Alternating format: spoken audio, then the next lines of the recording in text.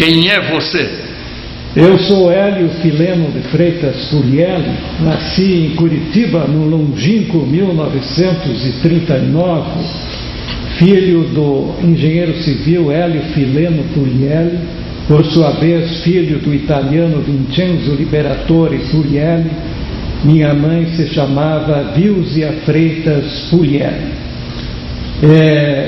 Na verdade, minha vida está ligada à história do jornalismo do Paraná. Não por mérito, digamos assim, mas por contingências. Numa história que se inicia lá por volta de 1915, ou seja, 100 anos atrás, quando meu avô materno, João Rodrigo de Freitas, deixou a cidadezinha de Morretes, aí na nossa baixada litorânea, jovem ainda, nessa época ainda não teria feito 30 anos, ele nasceu em 1888, casou-se em 1908, e, como eu disse, por volta de 15 ou 16, transferiu-se para Curitiba. Veio não com os bolsos vazios, como geralmente acontece quando as pessoas trocam de país, que foi o caso do meu avô paterno, ou trocam de cidade ou de região.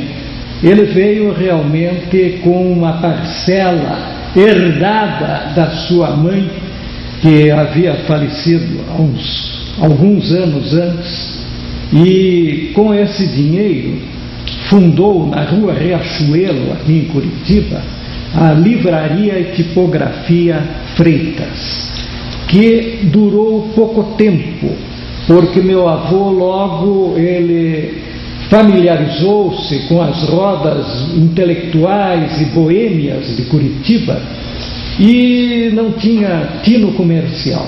À frente desse seu estabelecimento estava o seu cunhado, João Guignone. Não tornou-se inviável o negócio com o passar do tempo, e foi desativado.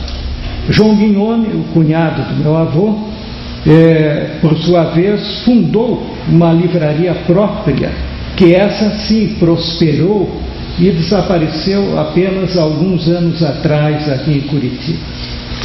Meu avô, uma vez falhada essa sua iniciativa de natureza comercial, que não era compatível com a sua índole, direcionou-se para o jornalismo. E aí a importância, e é por isso que eu inicio esse depoimento falando nele, é que ele deve ter sido, digo deve, tenho quase certeza sim, mas não fiz nenhum levantamento específico para comprovar, mas deve ter sido o primeiro jornalista profissional do Paraná, porque até desse período, isso já devia estar quase em 1920, de 1920 até a década de 30, ele conseguiu manter uma família que era grande, porque minha mãe tinha mais 6 irmãos e irmãs, portanto eram 7, manter essa família apenas com o rendimento do seu trabalho como jornalista. Somente na década de 30 ele foi designado inspetor federal de ensino e teve uma renda adicional. Mas até então, ao contrário do que acontecia na época com as pessoas que trabalhavam em jornal, meu avô apenas se dedicou a essa atividade, em vários jornais, principalmente no jornal O Dia, um jornal que foi fundado no Paraná na década de 20 e desapareceu em 1960, quando eu comecei a trabalhar em jornal. O Dia ainda existia. Trabalhou também, foi pioneiro, meu avô, no rádio, que era uma coisa importantíssima na época, porque apenas existia em Curitiba uma estação de rádio, a PRB2. Não existia outra, não existia a televisão. Então o rádio era uma coisa importante. E quando meu avô passou a escrever crônicas no rádio, crônicas que eram lidas por um locutor chamado Aloísio Finzetto, isso teve uma repercussão muito grande, principalmente por se tratar de uma época que antecedeu a entrada do Brasil na Segunda Guerra Mundial, quando o Getúlio Vargas, que então era um ditador, desde 1937 ele tinha fechado o Congresso, interferido no Judiciário, revogado a Constituição, que então estava em vigência, e imposto uma Constituição ditatorial baseada na Constituição polonesa. Por isso nos referimos a essa Constituição como a polaca. E a Polônia era uma ditadura na época, que tinha à frente o Marechal Piłsudski e posteriormente seus sucessores. Então esse quadro era o que existia na época, e Getúlio estava pendendo a apoiar o eixo, a apoiar o nazifascismo. Então a importância das crônicas radiofônicas do meu avô foi no sentido de mostrar a necessidade do Brasil cerrar fileiras com os aliados e não com as potências do eixo, como havia uma certa inclinação na época. Um tio meu, e agora chega o momento de falar na segunda geração da família Freitas, porque todos os meus tios maternos seguiram as pegadas do meu avô e se tornaram jornalistas.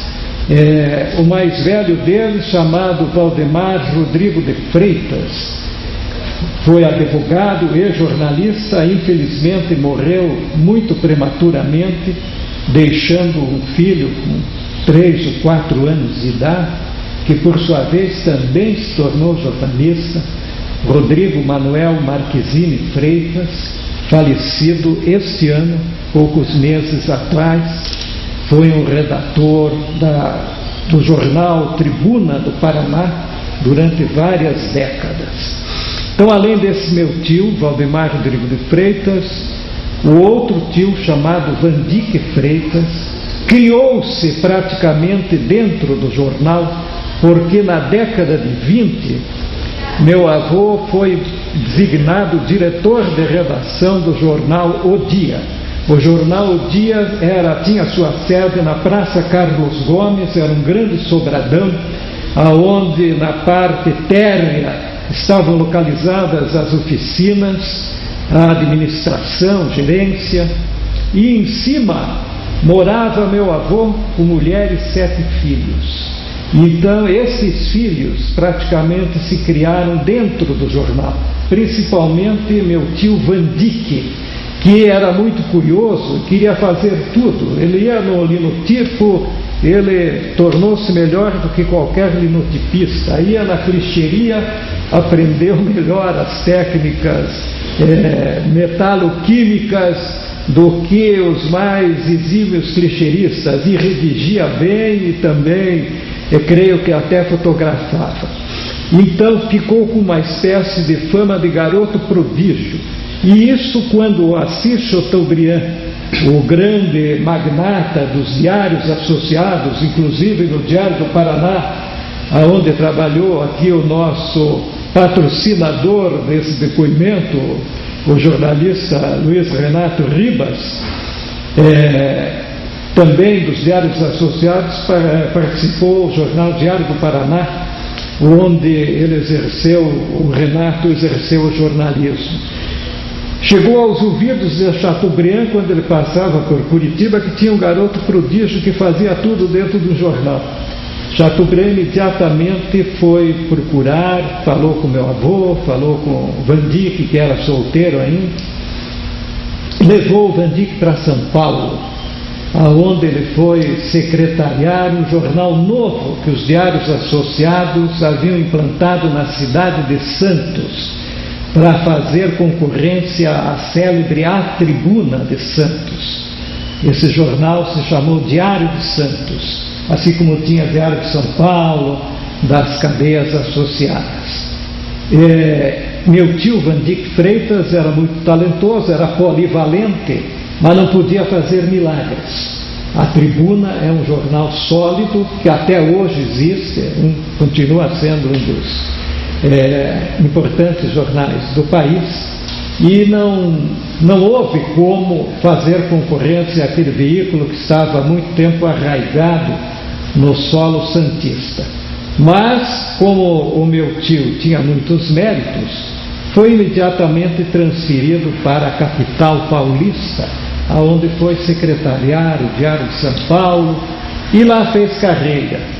Assim como meu avô escrevia crônicas que eram lidas na rádio BRB2 aqui em Curitiba, Vandic escrevia crônicas que eram lidas na rádio Record de São Paulo, que antes do apogeu das televisões era uma emissora também das mais ouvidas.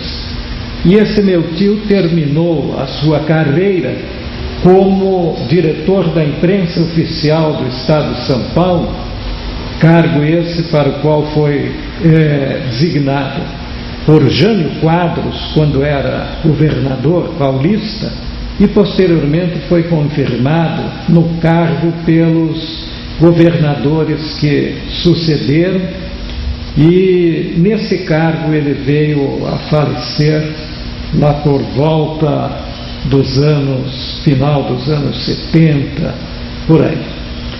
Restou mais um tio jornalista, chamado João de Deus Freitas Neto. Era estudante de medicina, mas foi convocado, quando o Brasil entrou na guerra, foi convocado para fazer parte da Força Expedicionária Brasileira. Interrompeu seu curso, já era jornalista, já trabalhava em jornal, muito moço ainda, e foi para a Itália, de onde voltou, felizmente, sã e salvo, após o término desse conflito mundial. E infelizmente, nesse meio tempo, meu avô havia falecido. Meu avô faleceu poucos dias antes, não me lembro exatamente a data, mas foi antes do 5 de maio de 1945, quando terminou a guerra. Então, infelizmente, o pracinha que regressava não mais pôde ver o seu pai. E essa tendência familiar para o jornalismo, ela se prolongou também para a terceira geração. Como eu disse a vocês, o meu primo, irmão, Rodrigo Manuel Marquezine Freitas, exerceu a atividade jornalística durante várias décadas, e chegou também, antes dele inclusive, o meu momento de entrar numa redação de jornal. Na época, isso aconteceu em 1957, não havia necessidade de formação universitária específica para o exercício da profissão. Então, a minha formação é na prática. Na prática, e uma escola, entre aspas, que foi a da minha infância e juventude, quando o que se lia em casa eram não só lidos, como analisados e comentados, os jornais da cidade, aqueles que traziam as notícias e os comentários que eram, para mim, matéria de leitura desde verdes anos. Então, praticamente, eu me senti em casa quando entrei numa redação de jornal. Mas nem todas as lembranças são róseas. Me senti em casa, mas senti também o contraste entre o asseio, a limpeza, a ordem de um lar doméstico E na época, a confusão e a sujeira que existia numa redação de jornal. Hoje em dia isso causará surpresa, porque os jornais, as redações são cheias de computadores e, como todos sabem, digitar um teclado de computador praticamente não faz barulho nenhum. Uma redação de jornal, quando eu comecei a trabalhar, era um inferno barulhento. Hélio, quais eram as opções nessa época, o nome dos jornais que te dariam opções de espaço? Os jornais da época, eu iniciei no jornal... 50 mais ou menos, né? 57. Eu iniciei no jornal O Estado do Paraná. Existia esse jornal em 57, ele tinha 3 anos de funcionamento. Ele foi fundado tinha 2 anos. Foi fundado em 1955. Em 1954 tinha sido fundado o Diário do Paraná. Não, 55. 55? Sim. Então foi ao contrário. 54 o Estado, 55 o Diário do Paraná. Eram 2 jornais novos que estavam revolucionando a imprensa em Curitiba e no Paraná.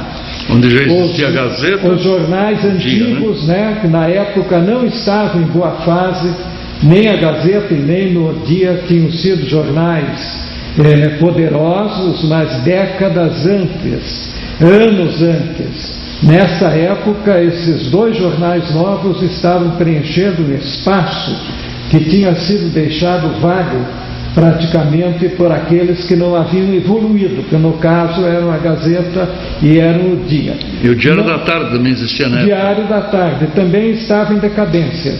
Meu avô, João Rodrigo de Freitas, trabalhou no Diário da Tarde, na sua época áurea, quando o proprietário era o coronel Ildebrando de Araújo. Então, esses jornais, eles estavam em declínio. E em ascensão o Estado do Paraná e o Diário do Paraná. Estavam liderando, digamos, em termos qualitativos e quantitativos também, porque eram os que tinham maior tiragem, liderando a imprensa em Curitiba.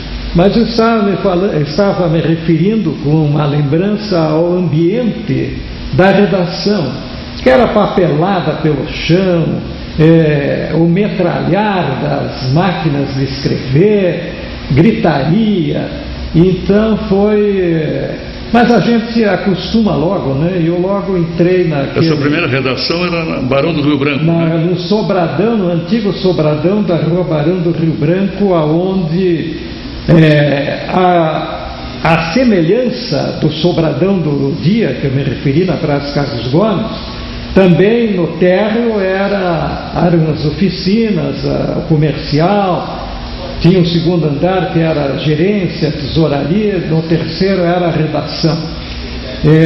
As máquinas hoje em dia podem ser postas aí em qualquer pavimento, porque são máquinas pequenas, as em offset, mas antigamente, quando eram máquinas que rodavam telhas de chumbo para impressão, era um peso incrível. Então essas máquinas tinham que ter fundações muito sólidas de concreto armado, e a oficina de jornal só podia ser no térreo.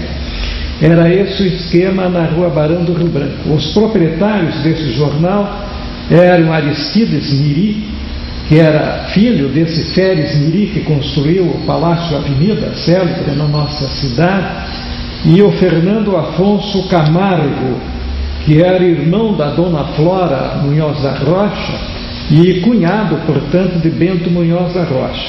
Aliás, seria bom, eu não fui testemunho ocular disso, mas cansei de ouvir falar, como surgiu o jornal O Estado do Paraná.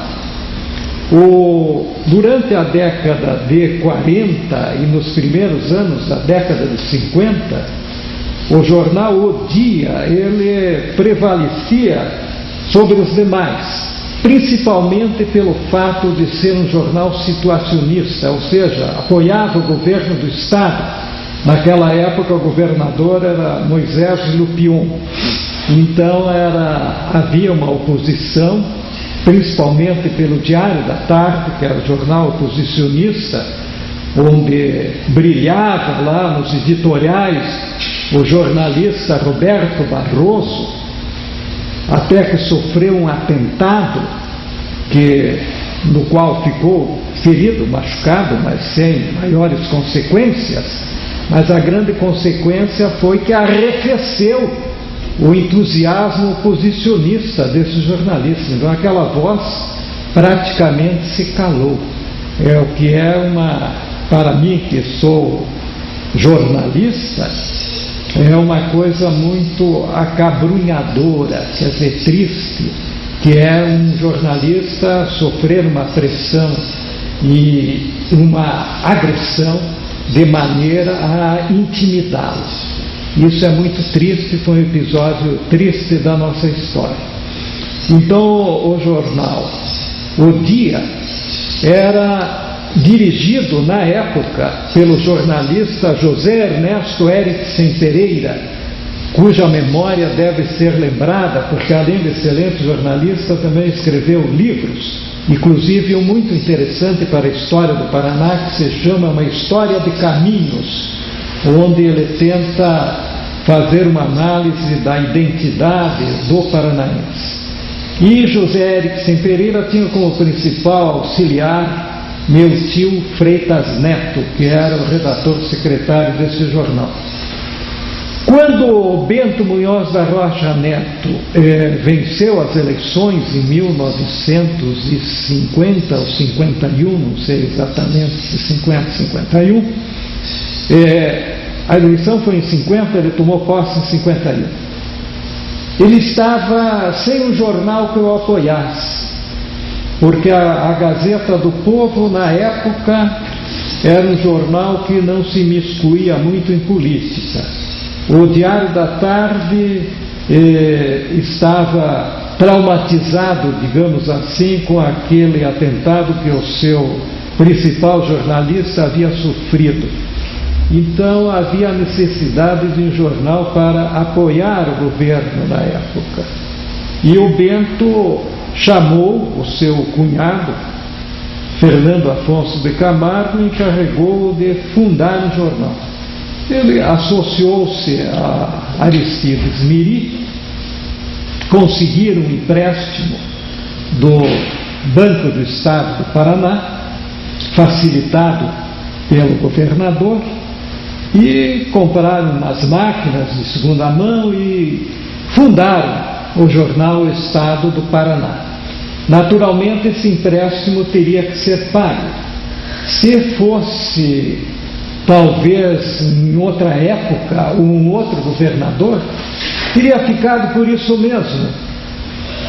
Não se faria muita questão de resgatar aquela dívida, porque, ao que consta, inúmeros casos dessa natureza, que inclusive levaram à falência do Banestar, inadimplência ou decisão de não pagar de muitos e muitos credores por injunção política.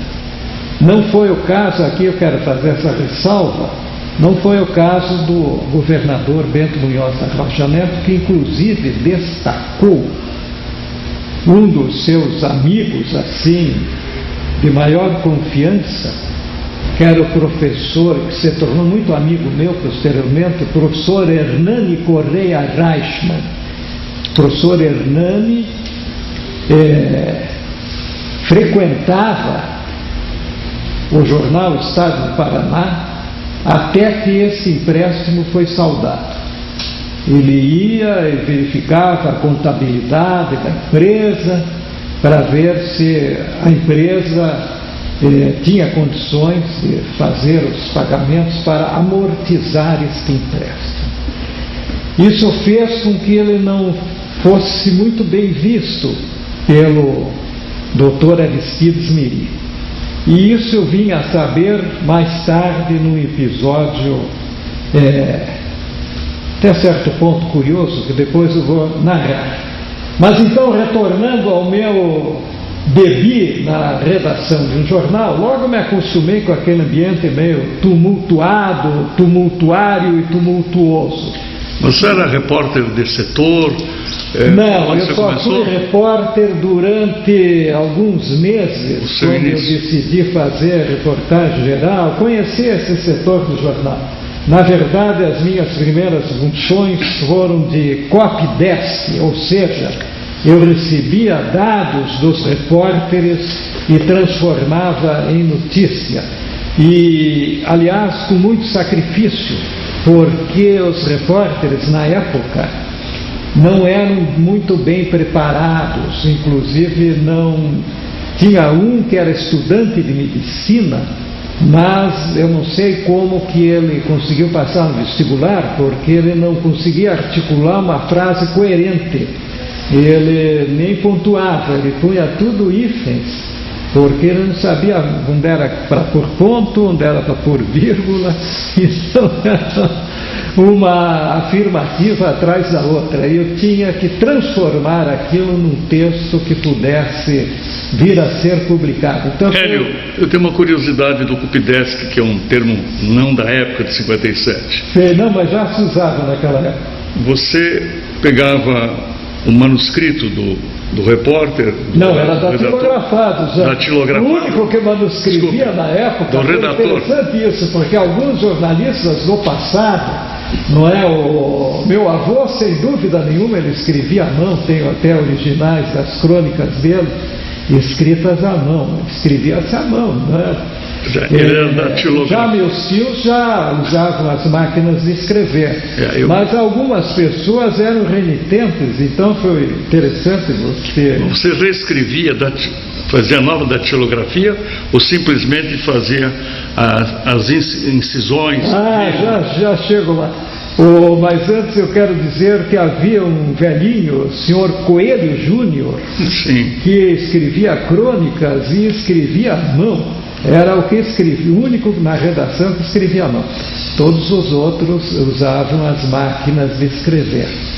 Agora, essa pergunta do Luiz Renato Ribas é interessante, porque, é claro, eu datilografava os textos, mas alguns deles, isso daí já foi quando eu exercia a função de subsecretário, alguns deles precisavam sofrer correções e emendas.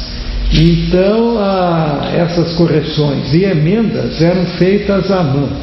Então, meu tio, que era secretário de jornal, Freitas Neto, muitas vezes, quando um redator entregava um texto desses, todo cheio de emendas, a caneta tinteiro, dizia: você escreveu à mão e corrigiu a máquina?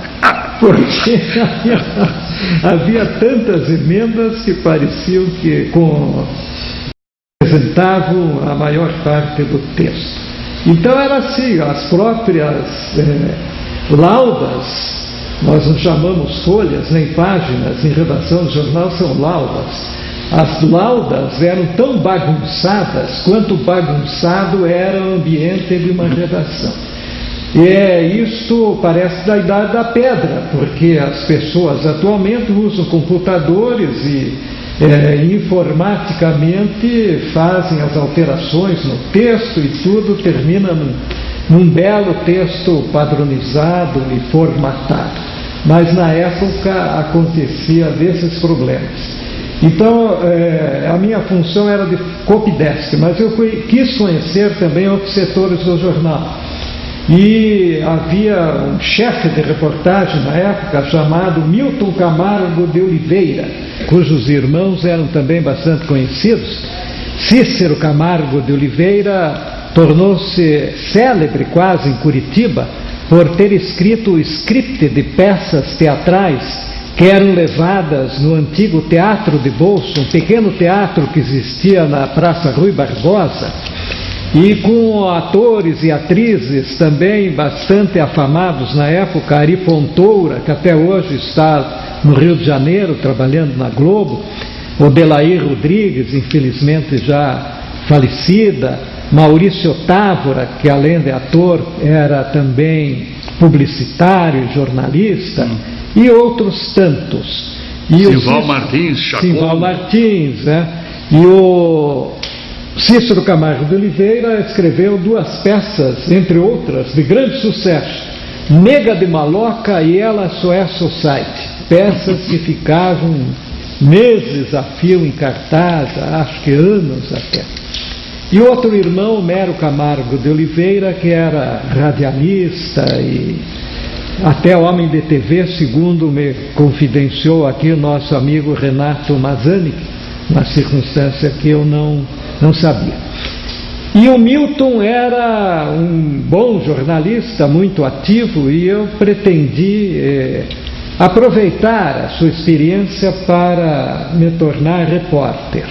Mas, na verdade, apesar da orientação que ele me deu, existem dons. Dizem que não se pode ensinar uma pessoa a escrever bem, não se pode ensinar uma pessoa a fazer um bom texto jornalístico. Em parte pode-se, mas em parte realmente tem que haver uma certa propensão, uma certa tendência.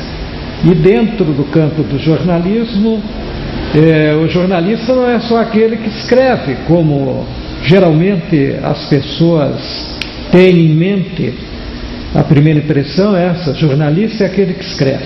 E aliás, aqui estamos diante de um grande fotógrafo que também foi fotorepórter durante muito tempo, o José Kalkbrenner Sobrinho, e ele deve se lembrar disso. Talvez ele mesmo tenha ficado irritado, porque geralmente numa reportagem externa vai uma dupla, vai o repórter e vai o fotorepórter.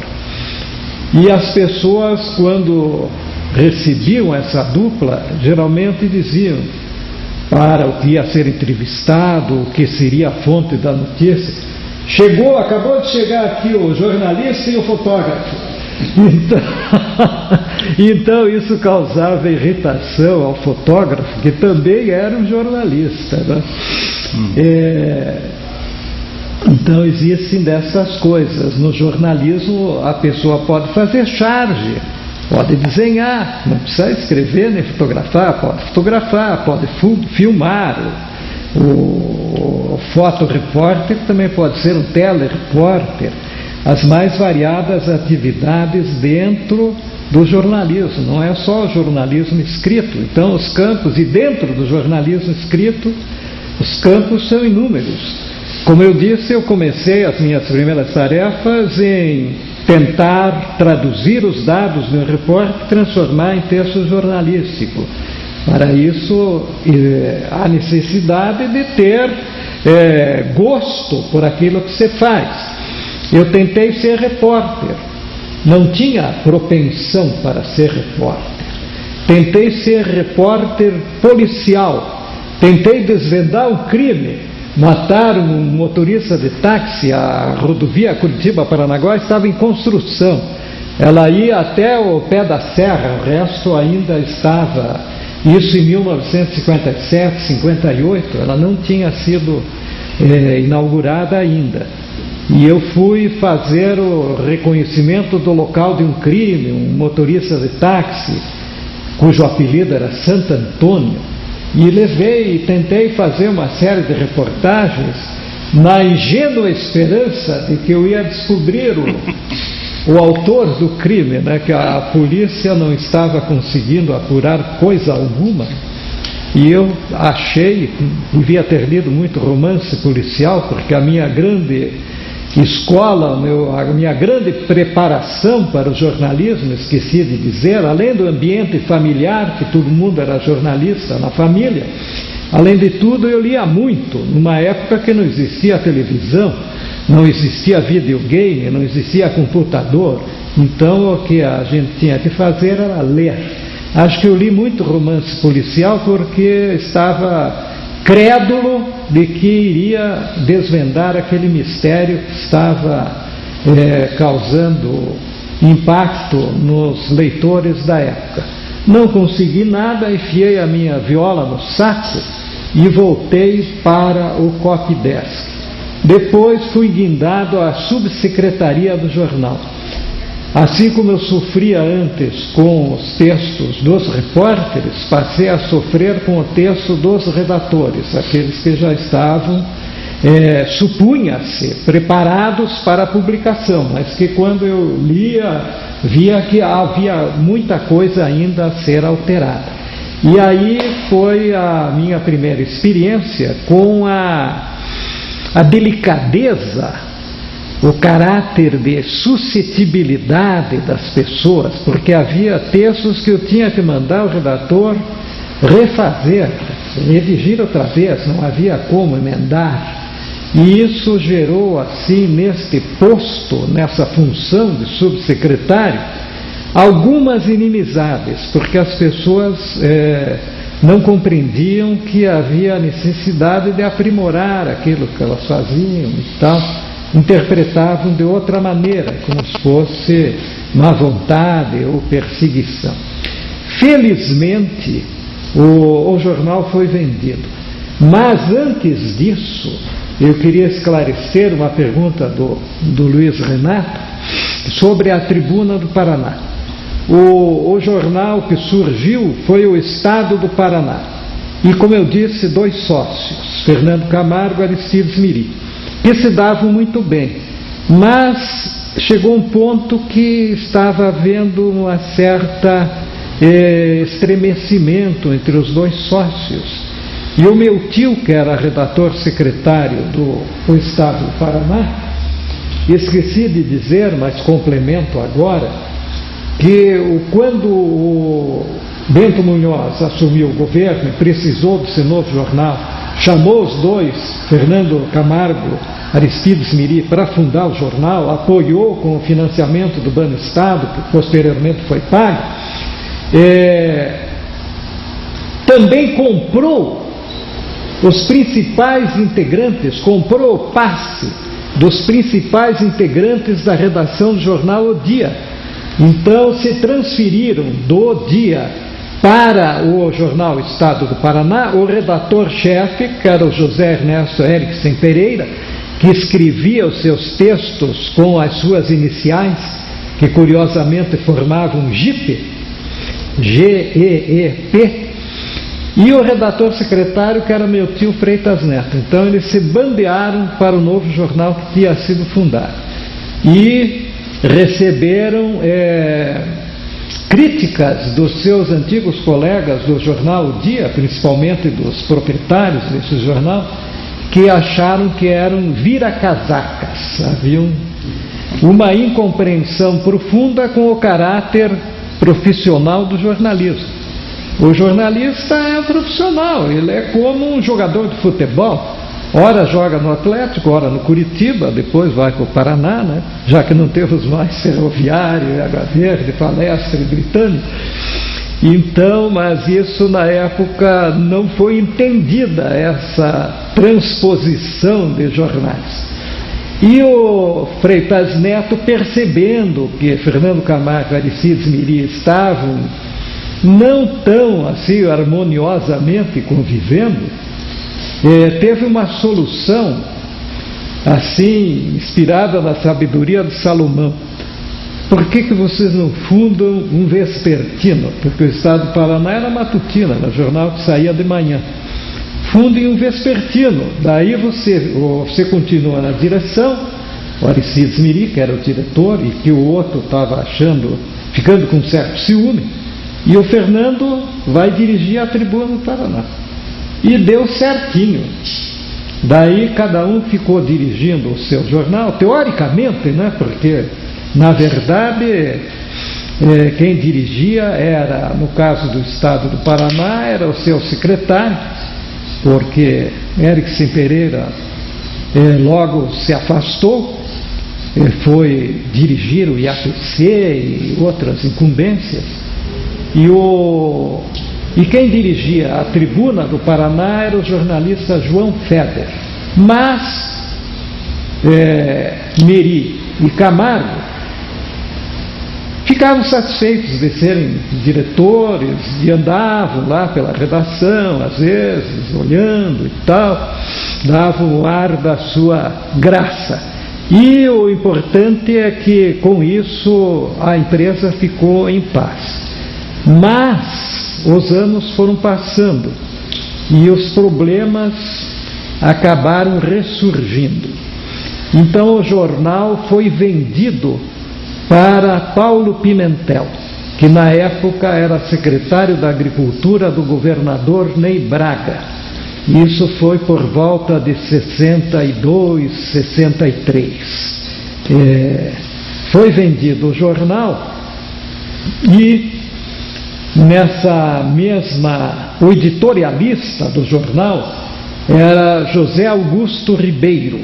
Quando o Amaury Silva, que era um político paranaense, era um senador, foi designado ministro do Trabalho do presidente João Goulart, e convocou o Zé Augusto Ribeiro para trabalhar no seu gabinete. No lugar do Zé Augusto entrou Paulo Ricardo dos Santos, muito ligado a Afonso Camargo, ao antigo Partido Democrata Cristão. E exatamente por ter esta filiação política, quando o jornal foi comprado pelo Paulo Pimentel, Paulo Pimentel era pré-candidato ao governo do Estado e o Afonso Camargo também era pré-candidato ao governo do Estado. E um jornalista comprometido com o adversário do dono do jornal, era muito difícil permanecer na sua função. E foi o que aconteceu, ele teve que se afastar. E eu iniciei então a minha carreira como editorialista. Neste cargo eu permaneci por muitos e muitos anos, até meados da década de 80. O editorial, como vocês sabem, é um artigo que reflete não a opinião do jornalista, mas a opinião do jornal. Então, eu não tive, como não era amigo de nenhum político, nem tinha nenhum interesse nisto ou naquilo em termos de vida política, não tive nenhuma dificuldade em interpretar o que o jornal pensava, que eu conhecia qual era a linha do jornal, quais eram os seus objetivos.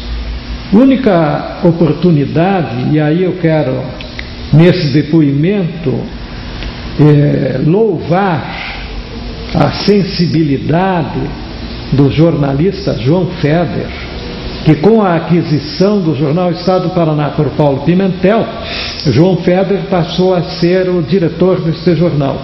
Posteriormente, ocupando um cargo no Tribunal de Contas do Estado, ele teve que se afastar, mas mesmo assim dava uma assessoria. E este foi o único episódio que eu tive dificuldade de exercer a minha função de editorialista. Foi quando houve uma tremenda discórdia e antagonismo entre Paulo Pimentel, que já não estava mais no governo, os anos já tinham passado, o governador era Jaime Canet Júnior, e Ney Braga estava no Ministério da Educação, para o qual havia sido convocado pelo general Ernesto Geisel, que era presidente da República na época. Então, os editoriais tinham que ser fulminantes contra o governo do Estado. E eu era assessor de um órgão público estadual, a Fundepar, que era dirigida pelo irmão de Ney Braga, o professor Guilherme Lacerda Braga Sobrinho, do qual eu era assessor. Muito difícil escrever editoriais contundentes, atacando o Ney Braga, atacando o governo estadual. E felizmente o jornalista João Feder, que era na época o diretor do jornal, compreendeu essa situação. Nem chegamos a falar assim, direta e claramente sobre o assunto, mas ele entendeu e eu era dispensado de escrever esses editoriais quando eram para ataques violentos. Quando era uma coisa que não entrava em jogo a política estadual ou essa questão federal, daí eu redigia. Caso contrário, eu folgava. E foi bom até folgar, sabe? Mas eu sempre fiquei com aquilo, quem será que está escrevendo os editoriais? Pelo estilo assim eu não conseguia, achava que não poderia ser o próprio Feder, não entendia. Daí muitos anos depois, agora, o ano passado, ou retrasado, daí o jornalista Milton Ivan Heller disse, não, era eu que escrevia. Eu digo, não me diga, nunca identifiquei o teu estilo. Então, situando esse período, nunca houve dificuldade nenhuma para o exercício da função de editorialista. Paralelamente, eu trabalhei durante alguns anos na televisão Iguaçu, que também era do grupo Paulo Pimentel. Era um dos redatores do Show de Jornal, com dois colegas, o Aderbal Fortes de Sá Júnior e o Renato Scheitzer, Renato já falecido. Mas a mim, além de fazer alguma coisa no Show de Jornal, principalmente um outro jornal que era lá por volta de 19 horas, 19 e pouco, chamado Em Primeira Mão, que em primeira mão, na verdade, não tinha nada, porque eu fazia, recorrendo às minha experiência como copydesk, requentava algumas notícias, alguns filmes, e esse jornal ia para o ar. Diga-se de passagem que na época não tinha rede, não tinha transmissão direta, isso foi em 68, 69, 70, 71, 71 começou a rede. Então, e o videotape mal estava começando. Eu me recordo uma coisa interessante, que os filmes, mas tinha imagem, os telejornais, eram filmes mesmo, película cinematográfica, mas como não dava tempo de tirar a cópia, tinha uma máquina, um equipamento que o filme entrava em negativo, agora a máquina no ar, na imagem, saía em positivo, né? Então, tempos assim pré-históricos do telejornalismo. Além disso, trabalhei também em assessorias. Primeiro, a minha primeira tarefa foi numa antiga Secretaria de Estado, já extinta, transformada, hoje é a Secretaria de Obras. Na época era a Secretaria de Aviação e Obras Públicas, onde eu exercia a tarefa de assessor de imprensa. Depois fui para a Copel, que estava organizando uma assessoria de relações públicas, uma coisa assim muito interessante, porque isso foi na época em que o engenheiro Parigot de Souza era presidente da companhia. Isso foi em 64, 65, e ele tinha já convidado um jornalista para essa assessoria, que era o jornalista Milton Cavalcante, Ney Braga. Só que o Parigot de Souza já tinha convidado outro, sem saber que o Ney iria indicar o Milton, que era o Pedro Ricardo Doria. Então, a solução foi colocar os dois como assessores, ninguém era chefe. Uma solução assim democrática. E daí resolveram botar um terceiro para equilibrar a balança, que fui eu. E a Copel, um salário muito bom, só que eles tinham um sistema de bater ponto, todo mundo batia ponto, com exceção dos três diretores, que eram o Parigot de Souza, o Maurício Schumann era o diretor técnico, e o diretor financeiro chamava-se Afonso Miessa, pai do ator Paulo Goulart, que de Goulart não tem nada, ele é Paulo Afonso Miessa, né? O nome artístico, Paulo Goulart. Então, no fim do mês, eu recebia 2/3 do meu salário, porque o resto era impontualidade. E essa situação durou algum tempo, uns 2 anos e tal, mas na verdade eu não me adaptei ao sistema da companhia e acabei tendo que deixar a Copel. Fui para a Fundepar. Para, principalmente, além de fazer assessoria de imprensa, para tratar de promoções literárias que a Fundepar fazia na época. Lá havia um departamento de divulgação e promoções, que eu fui dirigir, muito bem remunerado. Nunca, uma das mais gratas surpresas na vida foi quando eu vi o salário que eu ia receber. Infelizmente a alegria durou pouco, porque depois congelaram o meu salário. Mas fui tratar da organização do Concurso Nacional de Literatura, cuja primeira versão ainda não era eu, era um colega chamado, com sobrenome parecido, era o Antônio Otávio Pietrobelli, que organizou o primeiro concurso, cujo vencedor foi Dalton Trevisan. Eu organizei o segundo, cujo vencedor foi Rubem Fonseca, que até hoje é um dos grandes contistas brasileiros.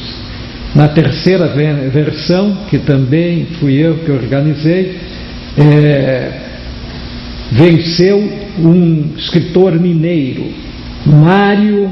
Como ele não se tornou, infelizmente não se tornou célebre, não se tornou conhecido, eu até esqueci o sobrenome, era Mário alguma coisa. Então, além da assessoria de imprensa, organizava esse concurso, e quando o concurso tinha os seus resultados divulgados e os prêmios entregues às pessoas, fazia-se também o Seminário Nacional de Literatura. Fui tratar deste seminário também. E na Fundepar fiquei até que me transferi para a Rádio e TV Educativa, onde fiquei algum tempo, posteriormente para o PROCON. E quando eu estava no PROCON, que é um órgão que pertence à Secretaria da Justiça, houve a nova Constituição do Estado e houve um reenquadramento geral, porque em todos esses cargos de assessoria eu sempre era regido pela CLT, a Consolidação das Leis Trabalhistas. Mas o Estado resolveu extinguir com o regime CLT e passar todo mundo com a nova Constituição Federal e Constituição do Estado. Constituição de 88, mas até ser implantada no Estado era a altura de 92, 93, por aí. Daí resolveram reenquadrar no Estatuto do Servidor Público. E nessa passagem, como eu também sou bacharel em Direito, comecei a estudar Direito ao mesmo tempo que entrei em jornal, eu fui reenquadrado como advogado do Estado. E nessa função é que me aposentei.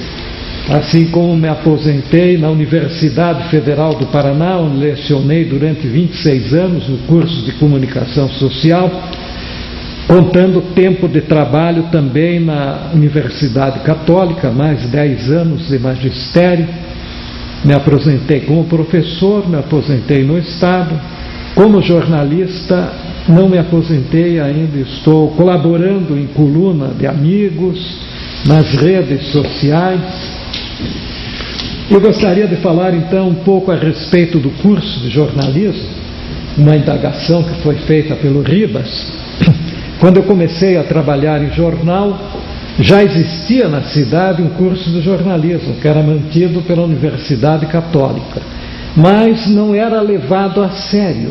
56, 57. Isso, eu comecei a trabalhar em 57. O curso na Católica, se não me engano, foi fundado em 1954, porque já tinha, nessas alturas, eram 3 anos só, 54, 55, já tinha uma turma formada. E dessa turma, raros chegaram a trabalhar em jornal. Tanto que eles resolveram daí fundar uma associação dos jornalistas liberais, o que teve curta duração, porque houve um equívoco. O advogado é um profissional liberal, ele exerce a sua profissão, independentemente de trabalhar num grande escritório, de sociedade de advogados. Ele pode trabalhar sozinho. O profissional liberal é isso, aquele que exerce independentemente a sua profissão. O médico trabalha no seu consultório, o odontólogo, o engenheiro, o arquiteto. Agora, jornalista liberal é uma coisa muito estranha, porque o jornalista, para exercer a sua profissão, ele tem que estar ou é assalariado de uma empresa, ou pelo menos vende os seus serviços para essa empresa, como freelancer. Mas ele não é liberal porque ele não tem um veículo, né? A comunicação, ela exige um veículo. Então, o profissional sem veículo não tem como chegar ao público. Então, essa associação de jornalistas liberais, que foi fundada exatamente porque eles conseguiam o diploma, mas não conseguiam emprego. Então ela teve assim uma existência efêmera. Depois veio a Federal, né, que abriu o curso de jornalismo nos anos 64. Em 1964, eu não sei exatamente se em 64, 65, eles comemoraram, inclusive agora, os 50 anos, eu acho que foi em 64. Aí o jornalista que o Ribas conheceu bastante, o jornalista Carlos Danilo Costa Cortes, exato, era muito amigo do reitor Flávio Suplicy de Lacerda.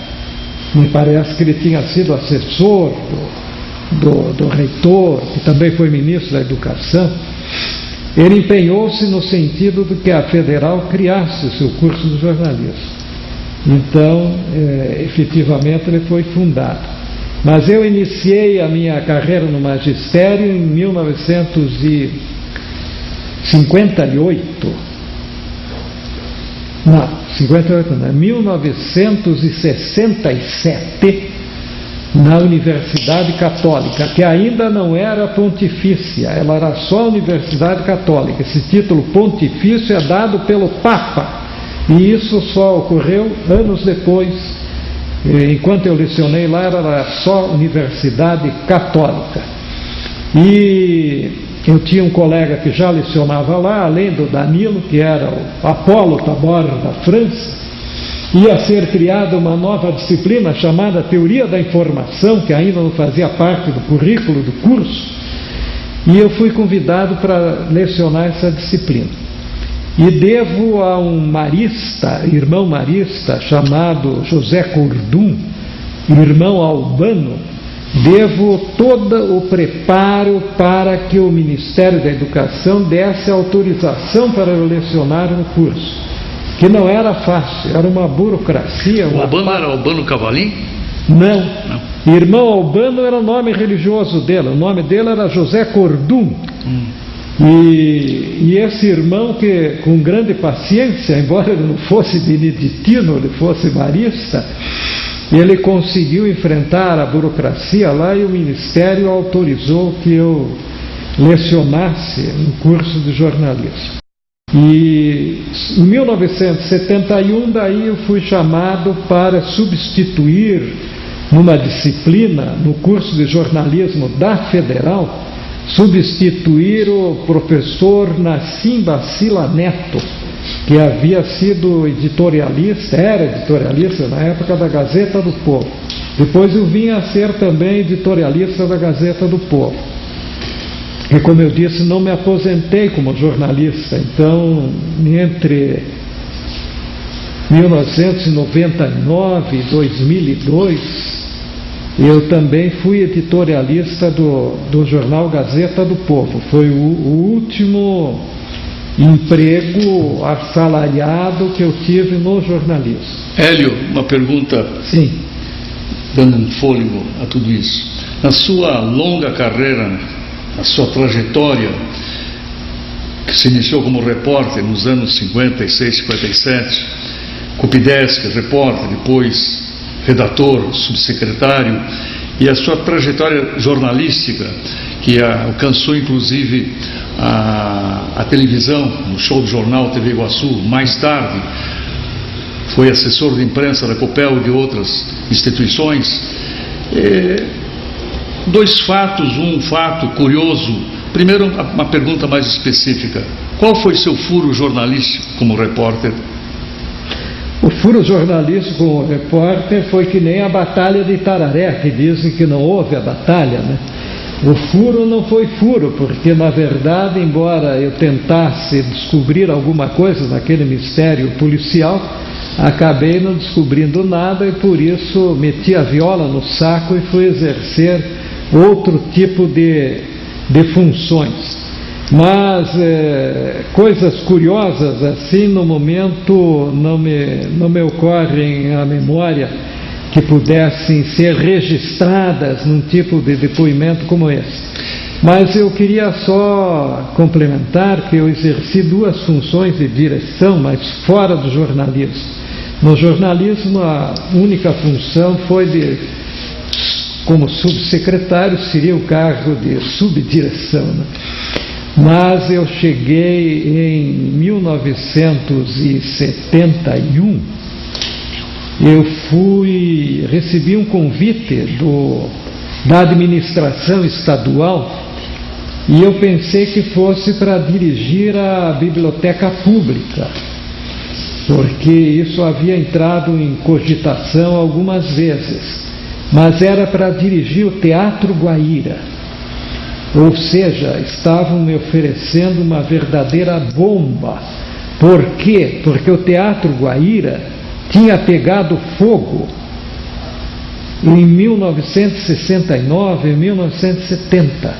As obras do grande auditório, que estavam praticamente prontas, lá estavam as poltronas, veludos, tudo aquilo, de repente pegou fogo, um incêndio cujas causas, dizem alguns que criminosas, essas causas não foram descobertas até hoje. Então eu acabei assumindo, depois de alguma hesitação, fui indicado para exercer a função pelo meu amigo, que eu já citei, professor Hernani Correia Reichmann. E aqui eu quero também fazer um retorno, já que o Ribas, que não há necessidade de uma linearidade absoluta no depoimento, retornar um pouco, que eu também organizei uma página literária no jornal Estado do Paraná, a partir de 1959. Comecei a trabalhar em 57, em 59... já colaborava nessa página, ela já existia. Eu digo organizei porque eu reorganizei, mexendo com uma espécie de ídolo sagrado da cultura paranaense, que era o professor Wilson Martins. Wilson Martins, ele fornecia ao jornal colaborações de escritores de fora, dentro de uma organização chamada Escritório de Serviço de Imprensa, ESI. Então recebíamos, na época, vinha assim em papel carbono aquelas colaborações, e eram publicadas pelo jornal na sua seção literária, sua página literária. Eu resolvi então jogar no lixo aquelas colaborações de fora e fiz uma página baseada nas colaborações de escritores locais, gente nova que pretendia publicar os seus textos. E uma vez eu publiquei uma página inteira sobre o professor Hernani Reichmann, que era um homem que publicou muitos e muitos livros. Acabou o tempo? Não. Tá. Um homem que tinha uma grande obra, inclusive filosófica, era um especialista no filósofo dinamarquês Søren Kierkegaard. E eu publiquei uma página inteira sobre ele. Daí, essa página publicada aos domingos. Na segunda-feira me disseram que a página literária tinha sido suspensa. Aí tentei saber por quê. Porque o professor Hernani Reichmann, eu registrei nesse documento, auditava a contabilidade da empresa enquanto não havia sido pago aquele empréstimo ao Banestar. E ele ficou assim, não sendo visto como alguém não muito simpático. E aquela página inteira dedicada a ele deve ter aborrecido o doutor Aristides Miri, que era o diretor do jornal. Acredito que ele, não sei se Fernando Camargo, acho que não. Também não sei. Eu sei que a página acabou por causa disso. Foi uma pena, e essa página nem sei se conserva nos arquivos dos jornais, já que o jornal foi vendido. Não sei o que aconteceu com os arquivos, que eram todos os jornais encadernados que estavam lá do Estado? No Salão Nobre, Estão permanentemente conservados. Que bom, que bom. Porque ainda pode ser feita uma pesquisa, então. Porque o Silvio Bach, que enquanto era esse cineasta brasileiro, que foi redator do Diário do Paraná, também organizou durante o tempo a página literária do Diário do Paraná, tinha um nome, Letras e Artes. Irmãodinho Renedotti, né? Isso, no começo, né? No início. Depois o Silvio é que dirigiu. E a parte que ele dirigiu, ele conseguiu aí um patrocínio e lançaram uma edição facsimilar de todas as páginas que foram organizadas por ele. E daí eu pensei que eu também tinha organizado durante vários anos uma página que até precedeu a fase dele. Então não houve edição facsimilar nenhuma, mas que bom que você me informa que estão preservadas as coleções, que no futuro pode servir de material de pesquisa para quem quiser fazer tese sobre literatura no Paraná. Hélio, para concluir, vamos perguntar quase o óbvio. O jornalista nos anos 56, 57, a grande maioria estaria morrendo de fome pelo salário que recebia. Tanto é que se consta, se arrumava emprego na Assembleia para complementar seu salário, ou assessorias de imprensa em instituições. Você confirmaria isso no seu caso? No meu caso? Sim, já disse que eu exerci todas aquelas assessorias ao longo da vida. O salário era insuficiente, né? Sem dúvida nenhuma, não é? Então mesmo hoje em dia também ainda continua difícil, com exceção de um grande jornal, né? Mas mesmo assim é bastante difícil. Por isso que eu expressei a minha admiração pelo meu avô, que conseguiu, trabalhando só em jornal durante muito tempo, manter a sua família. Posteriormente ele acumulou também inspetor federal de ensino e passou a trabalhar no rádio. Mas geralmente o jornalista, ele, com raras exceções, tem que acumular várias atividades. Normalmente atividades jornalísticas, mais de um emprego no jornalismo. E algumas vezes um outro tipo de atividade paralela.